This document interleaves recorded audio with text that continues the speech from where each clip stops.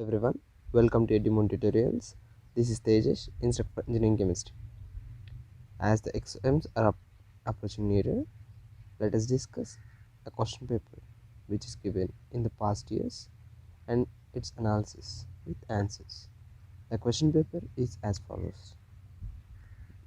These are the questions given in the question paper. 1 in the 7 questions, 2, 2A, 2B, 2C, 3, 4, 5, 6, 7, and we should answer only 5 of these questions. Here some topics are removed from our syllabus now. Okay, I'm explaining the answers for questions which are in the syllabus. Let us get into the analysis of paper. Question number 1A, hardness of water. Actually, hardness of water means prevention of lathering of soap. It means when we add soap to water, lather does not form. Units to measure hardness are ppm, milligram per liter, degree Clark and degree French. Bragg's law, n lambda equal to 2d sin theta, where lambda is equal to wavelength, d equal to interplanar spacing, theta equal to an angle between the incident ray and the relevant crystal space, that is crystal plane. N is an integer. Actually, mainly it is taken as unity. 1C, types of polymerization. There are mainly two types. Addition, where polyethylene polyvinyl chloride formed by addition polymerization. Condensation polymerization. Bakelite, urea formaldehyde, etc. formed by these condensation polymerization. Corrosion, theory of corrosion, where when metal is exposed to corroding environment, the metal may get converted to another form or they may get volatile. This is known as corrosion. Any process of destruction or deterioration of metal and consequent loss of metallic material in the metal part placed in a corroding environment, it is known as corrosion. Composition of cement concrete, mainly its ratio is 1:2:4 or 1:3:6. Serial number, it is related to diesel. Higher the serial number is, more the quality of diesel. Serial number is equal to the percentage by volume of cetane in a mixture of N-hexadecane and alpha-methyl naphthalene having the same knocking tendency compared to the sample of diesel being tested. Raw material 1G, raw materials of nylon 66, adipic acid and hexamethylene diamine. Let's get into the question 2A. 2A, it's about reverse osmosis method.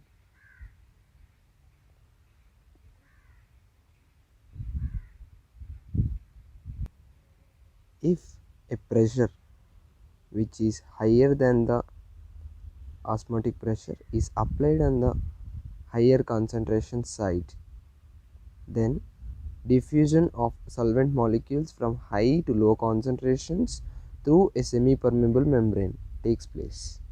This is known as reverse osmosis method, and it is not a natural phenomenon.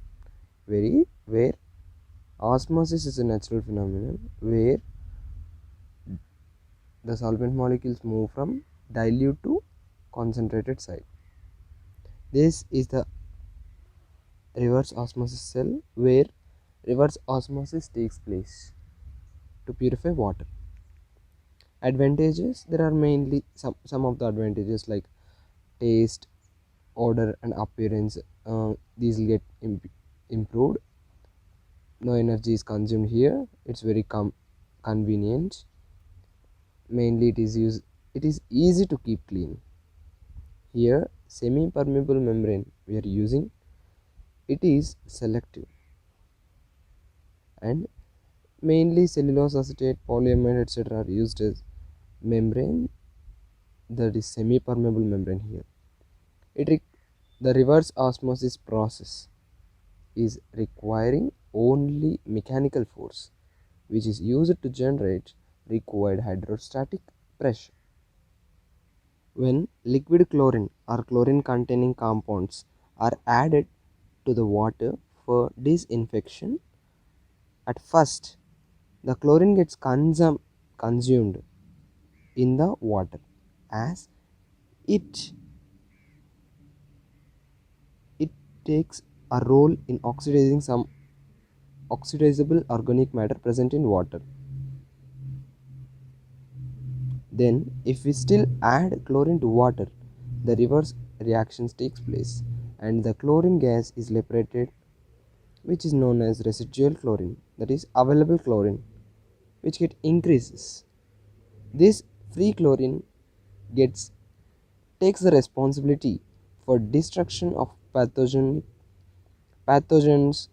or some of the bacteria present in the water,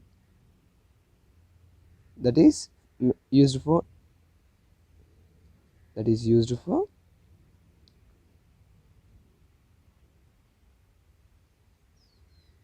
that is used for disinfection. The point at which the residual chlorine begins to appear and the disinfection starts is known as a break point, and at this point water is devoid of bad taste and odors and it is bacteria free. Some of the advantages of breakpoint chlorination are pathogenic bacteria are destroyed completely, uh, prevents growth of weed in water in future. Mainly organic matters also gets completely oxidized, which are present in water. One C, there are boiler troubles. There are mainly four types of boiler troubles: scale and sludge formation, caustic embrittlement, priming and foaming, boiler corrosion. Sludge, it is a soft, loose, slimy precipitate formed within the boiler, that is, at the bottom surface of the boiler, which can be removed easily by using wire brush or mild acid. Prevention, uh, preve- we should use well softened water to prevent sludge formation, or we should draw off a portion of concentrated water from the boiler boiler feed water. Coming to scale, these are hard substances which attaches to the bottom side of the boiler wall. These are very difficult to remove even with the help of hammer or chisel. Prevention mainly prevented by two methods: internal conditioning or external conditioning. Internal conditioning, where are these many types of methods are present, that is phosphate conditioning, carbonate conditioning, calgon conditioning, colloidal conditioning, using sodium meta-aluminate, electrical conditioning, radioactive conditioning, or complexometric method using EDTA. Whereas external conditioning plays an important role to remove all the types of hardnesses present in the water. These are types: line soda process, Gillard process, and ion exchange process. Coming to caustic embrittlement, it is mainly caused by high alkaline water and it is a type of boiler corrosion. High alkaline water mainly by NaOH. Here, iron in diluted caustic soda acts as cathodic side and iron in the concentrated caustic soda solution acts as anodic side. Due to the formation of cathodic and anodic side, corrosion occurs and sodium ferrate forms. This formation of sodium ferrate corrodes the walls of boiler. If more the caustic embrittlement takes place, more the wall thickness of walls get corroded. Prevention, adding some of the materials like sodium phosphate, sodium carbonates, lignin, sodium sulfate, etc. are keeping pressure 1 to 10 and about 20 mmHg. Boiler corrosion, mainly degradation of boiler materials, that is mainly iron present in the boilers due to the chemical or electrochemical attack of dissolved gases or salts present in the water. It's of mainly three types: corrosion due to dissolved oxygen or dissolved carbon dioxide, or due to acid which is formed by dissolved salts. Prevention: adding some alkali to neutralize acidity and antioxidant to remove oxygen by keeping pH value 8 to 9. Priming: it is the process in which some particles in water are carried along with the steam. This resulting process is called as wet steam or carryover. The process of formation of wet steam in boilers is known as priming. Prevention of priming: improving boiler designs, fitting mechanical steam purifiers using soft water, etc. Coming to foaming, it is the production of foam or bubble in water which does not break easily. Causes: mainly it is due to the presence of oily substances in water. Prevention: adding anti-foaming chemicals like castor oil, gallic acid, tannic acid, etc.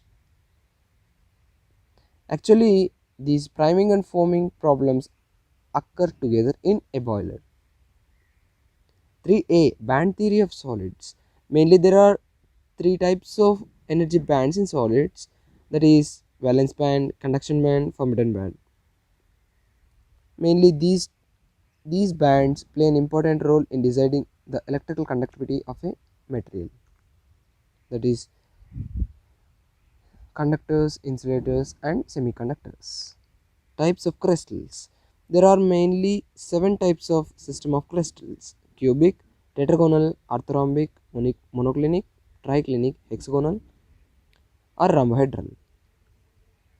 These are the structures of the systems of crystals. Coming to liquid crystals, um, these liquid crystals are a state of matter which has properties between those of conventional liquids and those of solid liquids. Mainly these are mainly used in many kinds of devices like display devices called computer monitors, laptop screens, TVs, clocks, navigation systems. LCD, that is liquid crystal displays, are common in calculators, digital watches, television displays, etc. Liquid crystals have also been used for novelty items such as toys and decorative materials. 4a, mechanisms of polymerization. There are mainly three types of mechanisms involved in polymerization, that is free radical mechanism, ionic mechanism which is subdivided into cationic and anionic mechanism. Next, Ziegler-Natta mechanism, where in free radical mechanism there are mainly three steps involved in the mechanism. Step 1 is initiation of free radicals by mainly peroxides, that is mainly by initiators. Peroxide free radicals get formed. And propagation, the formed free radicals get combined, that is they react with the monomers present in the polymer, that is we added. And the propagation, that is the bigger free radicals of monomers form here. Termination, the formed bigger free radicals chain gets terminated either by collision or disproportionation. That is mainly by three processes: collision between growing chains, collision between a growing chain with impurities, collision of a growing chain with an initiator radical when the latter is proportionately in excess. Ionic mechanism, these involves the same steps that are involved in free radical mechanism, but here instead of free radicals the unstable intermediates are cations in cationic mechanism or anions in anionic mechanism. Ziegler-Natta catalysm. This it is also known as coordination mechanism. It also involves same steps such as initiation, propagation, and termination as involved in the free radical mechanism. But here initiator is Ziegler-Natta catalyst, that is organometallic compounds. Thermodynamics of polymerization. At constant temperature, the reversibility of polymerization is determined by using Gibbs free energy equation, that is delta G equal to delta H minus T delta S, where delta S is the change in entropy, delta H is the change of enthalpy and is also known as heat of polymerization, which is defined by delta H equal to EP minus EdP, where EP and EdP denote the activation energies for polymerization and depolymerization respectively. Mainly here the sealing temperature plays an important role, where the sealing temperature is defined by Tc equal to delta Hp divided by delta Sp, that is change of enthalpy during polymerization divided by change of entropy during polymerization. Differences between thermoplastics and thermosetting plastics. Thermoplastics, here monomers must have at least one multiple band. These are mainly addition polymerization. Monomer units decrease steadily. Uh, Molecular weight of polymer an integral multiple of monomer. High molecular weight polymer formed at once. Thermoplastics are produced by addition polymerization. Homochain polymer is obtained. Whereas in thermosetting plastics, monomer must have at least two identical or two different functional groups. Monomers condense to give polymers and byproducts. Monomers disappear at the early stage of reaction. Molecular weight of the polymer need not be an integral multiple of monomer. These are some of the differences between them. Conducting polymers. Mainly polymers have low thermal conductivity and electrical conductivity. But some polymers have conductivity on par with metals and alloys. These are known as conducting polymers. There are mainly 3 to 4 types of conducting polymers, mainly intrinsically conducting polymer or conjugated pi electron conducting polymer, doped conducting polymer, whereas doped conducting polymer mainly involves two types, that is p doping, which is get by treating an externally that is intrinsically conducting polymer with a Lewis acid. Some of the p dopants are I2, Br2, etc. N-doping. It involves treating an intrinsically conducting polymer with a Lewis base. Some of the common N-dopants are Li, Na, Ca, etc. The third one, extrinsically conducting polymers. These polymers whose conductivity is due to presence of externally added ingredient. Mainly two types, conductive element filled polymer and blended conducting polymer.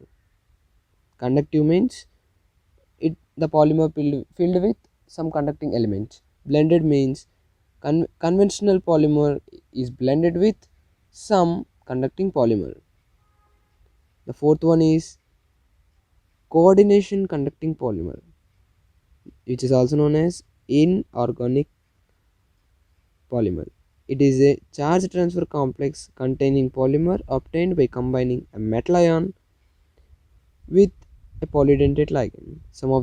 These are some of the applications of conducting polymer, mainly in telecommunication system or optically display devices, etc.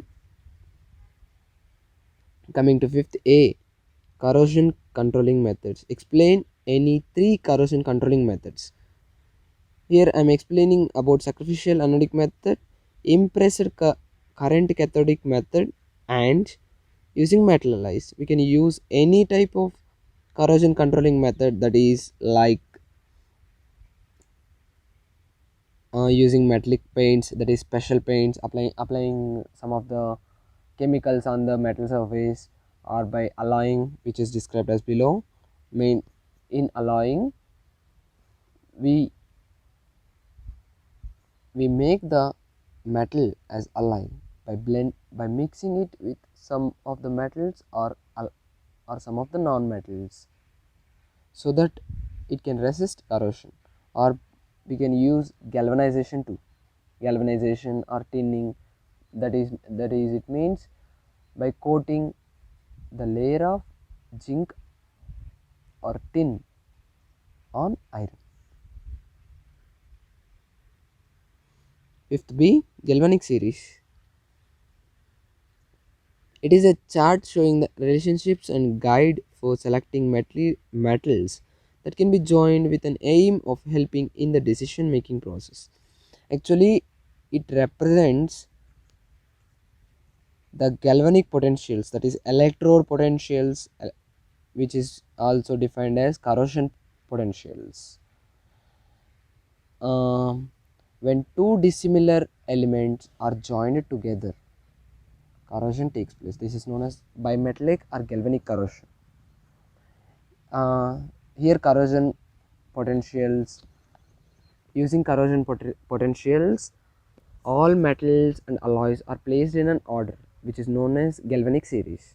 Here, higher the position of galvanic series, more the corrosion rate will be there. Theory of corrosion. Corrosion theory involves four essential components, that is cathode, anode, and electrical connection, and electrolyte. Here mainly two types of electrodes will be present there. One acts as cathode and one acts as anode. Cathode remains inert and anode corrodes due to the transfer of electrons, that is electrons or something, or the formation of some of the compounds, formed by oxidation or reduction, or some of the hydrolysis, etc. Whereas cathode remain inert here. It is due to mainly electrical connection. This is the third essential component. And an electrolyte or conducting medium to transfer electrons or the reaction kinetics to the anode. 6a, manufacture of cement by wet process. This is a flow chart describing the manufacture of cement. The wet process of cement manufacture refers to grinding raw material into a slurry after mixing it with water, and then feeding them into wet process kiln for drying and calcination and forming finally clinker.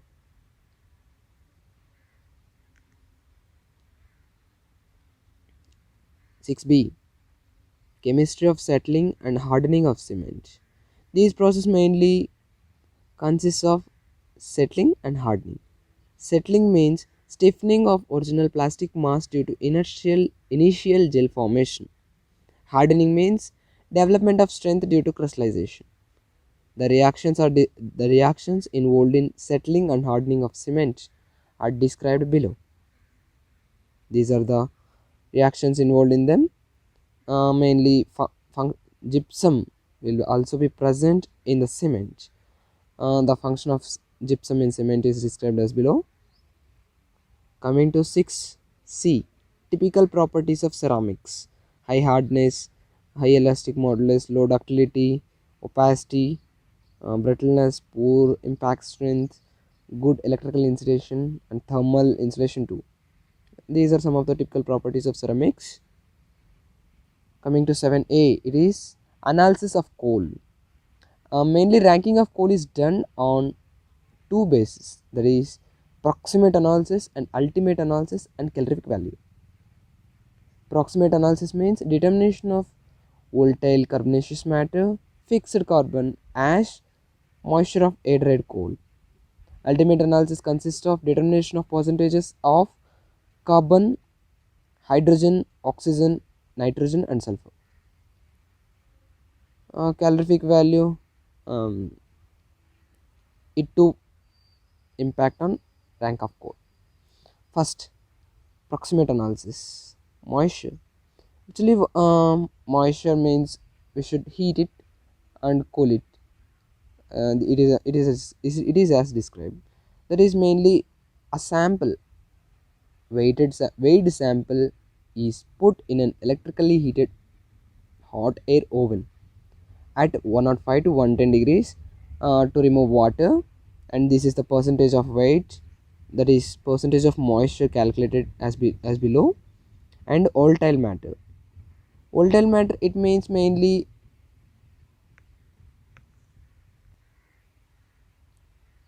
the residue from the above experiment, that is heating, is taken and heated for in a muffle furnace for 250 to that is 230 to 270 degrees Celsius for 7 minutes. The following formula gives you the percentage of volatile matter in the carbon. And ash, the residue from the above two experiments is taken and heated in a crucible in furnace at 650 to 750 degrees Celsius for 1 or 2 hours with the lid, without the lid. The percentage of ash is calculated as below, and the fixed carbon is calculated as percentage of fixed carbon in coal is equal to 100% minus percentage of moisture plus percentage of volatile matter plus percentage of ash present in the coal. And its significance is higher the percentage of fixed carbon, higher the calorific value, better is the quality of coal. Ultimate analysis mainly involves of percentage calculation of percentage of carbon, hydrogen, nitrogen, oxygen, nitrogen and sulfur. Carbon and hydrogen mainly, these are heated in actual, we should take weighed sample and heat in the presence of oxygen, where carbon dioxide and water form. Carbon dioxide gets absorbed by COH and water by anhydrous CaCl2, which act as deliquescent salts. And the increase in weight in tubes containing COH and anhydrous CaCl2 gives you the carbon and hydrogen content in coal. And second one, nitrogen. About 1 gram of accurate some weighed coal sample is taken in Geldas flask along with concentrated sulfuric acid, and K2SO4 is taken and heated. Then it is treated with excess of COH and liberated NH3, that is ammonia, is absorbed in the excess of standard acid solution. The excess acid is back titrated with standard NaOH solution, and the volume of and the percentage of nitrogen is calculated as below. Sulfur, we should convert sulfur in coal to sulfate by treating it with HCl and BaCl2, which precipitating BaSO4, and the percentage of S, that is sulfur, is calculated below. Percentage of ash content. Ash content is determined similar to the proximate analysis. And oxygen content. Oxygen content is mainly determined indirectly, that is 100% minus percentage of carbon plus percentage of hydrogen plus percentage of sulfur plus percentage of nitrogen plus percentage of ash. Significance: higher the percentage of carbon and hydrogen, increases the calorific value of coal, better the coal. Higher the percentage of oxygen, lower calorific value and lower the coking power. Okay, finalize 7b. Rocket fuels. Rocket propellants, it is mainly a chemical mixture of fuel plus oxidizer which is born to produce thrust that is force in rockets. Characteristics of rocket fuels: mainly it should burn readily at low temperature and catch fire in the presence of an oxidant within a short period of time. It should burn slowly and steadily, rising up to a higher temperatures. Safe to safe to handle and store, not leaving any solid residue, that is ash, on heating. These are the classification, mainly solid propellants and liquid propellants, wherein solid propellants are classified as homogeneous solid propellants. These homogeneous solid propellants are classified as single base propellants, double base propellants, triple base propellants. And solid propellants are also classified as composite propellants. Liquid propellants, mainly liquid propellants are classified into two types, that is monopropellant and bipropellant. 7c, engineering applications of lubricants. Mainly lubricants are used to reduce friction stress between two surfaces. It's also used as corrosion and rust inhibitors, as hydraulic brake and gearbox fluids, used in soap and paint industries. Some of the specific uses of certain lubricants are: synthetic lubricants are used in turbines, vacuum pumps, and semiconductor devices. Molybdenum is used as a paint pigment and used as a catalyst. Liquid lubricants are used in medicines. These are some of the engineering applications of lubricants. Coming, okay, thank you. This is the analysis of question paper of past year. Actually, some questions and answers and its theory is not related to our syllabus. It is deleted. Thank you. Thank you again. Thank you.